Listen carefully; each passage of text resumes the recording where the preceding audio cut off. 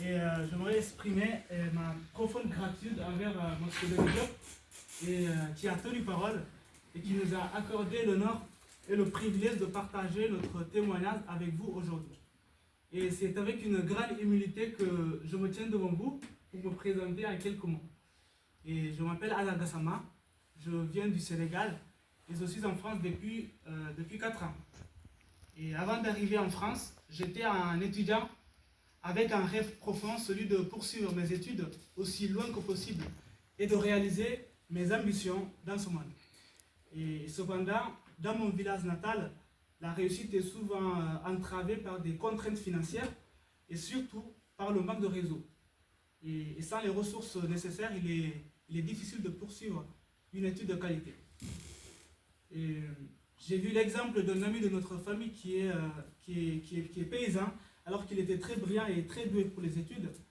Malheureusement, pendant ses études, il était tombé malade. Il n'y avait personne pour lui venir en aide et ses parents étaient très pauvres pour le soigner. Et donc il a donc dû abandonner ses études. À cause de cela, il n'a pas pu devenir la personne qu'il aurait souhaité être parce qu'il venait d'un milieu modeste qui ne lui permettait pas. Et alors qu'un de ses amis, qui était moins brillant à l'école, a pu devenir professeur grâce à son frère qui était maire du village. Et selon moi, le paysan était une référence pour nous les plus jeunes, car il nous apprenait beaucoup de choses au quotidien et il aurait pu devenir quelqu'un d'important socialement s'il avait vécu dans un pays occidental. Et c'est donc dans le but de saisir une opportunité, de m'épanouir en tant qu'étudiant et de bâtir un avenir prometteur que j'ai pris la décision de quitter mon village. Et bien évidemment que la traversée a été dure et angoissante. J'ai connu la peur, la violence et j'en passe, mais j'ai fini par les surmonter. Et j'ai mis d'abord les pieds en Espagne, mais c'est finalement la France que j'ai choisie en raison de la familiarité de sa langue que j'avais étudiée au pays et l'idée que je m'en faisais. Et voilà, et malgré les discriminations, les préjugés et les stéréotypes auxquels nous les migrants sommes souvent confrontés et qui limitent notre possibilité d'accès à l'éducation, à l'emploi et au logement de notre choix, dans les pays occidentaux, nous resterons malgré tout déterminés à persévérer et à combattre contre toutes ces formes de stigmatisation. Et certaines personnes ont tendance à faire des généralisations en jugeant toute une communauté et en leur rejetant toujours la faute. Eh bien, je pense que ce que disait ma mère est malheureusement vrai. Elle disait que partout dans le monde, il faut bien qu'il y ait un bouc émissaire. Et donc, je pense que moi je trouve que c'est une réalité absolue. Et vous savez, même si les animaux, il y a des boucs émissaires, mais nous ne sommes quand même pas des animaux pour avoir ce genre de réflexion. Vous savez? Donc, et ces personnes se basent uniquement sur ce que les médias diffusent, sans réfléchir, ni même chercher à comprendre la réalité. Et pourtant, les médias propagent souvent des clichés nuisibles ou des discours alarmistes qui renforcent la peur et la méfiance à l'égard des migrants.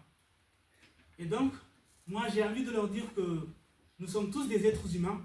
L'origine et la couleur de peau d'une personne ne définissent pas sa différence.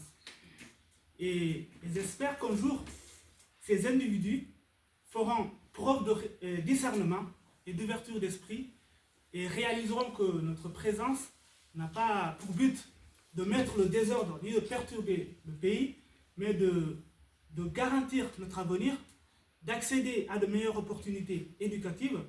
Nous sommes ici car notre famille compte sur nous et nous avons pris la décision de partir en mettant notre vie en péril et pour leur offrir un avenir meilleur. Voilà. Et moi, mon objectif a toujours été les études et l'envie de me réaliser en devenant quelqu'un de bien et d'important. Et donc, bon, actuellement, je prépare un brevet professionnel et dans quelques semaines, je vais passer mon examen, mais je compte bien poursuivre mes études en m'orientant vers une formation plus poussée, une formation que j'ai toujours rêvé de faire et qui, pour le moment, m'est inaccessible. Donc, désolé. Et donc voilà. Et pour finir, j'aimerais tout d'abord remercier Marilyn Riefel qui s'est montrée toujours disponible pour nous et qui intervient toujours dans les moments de doute.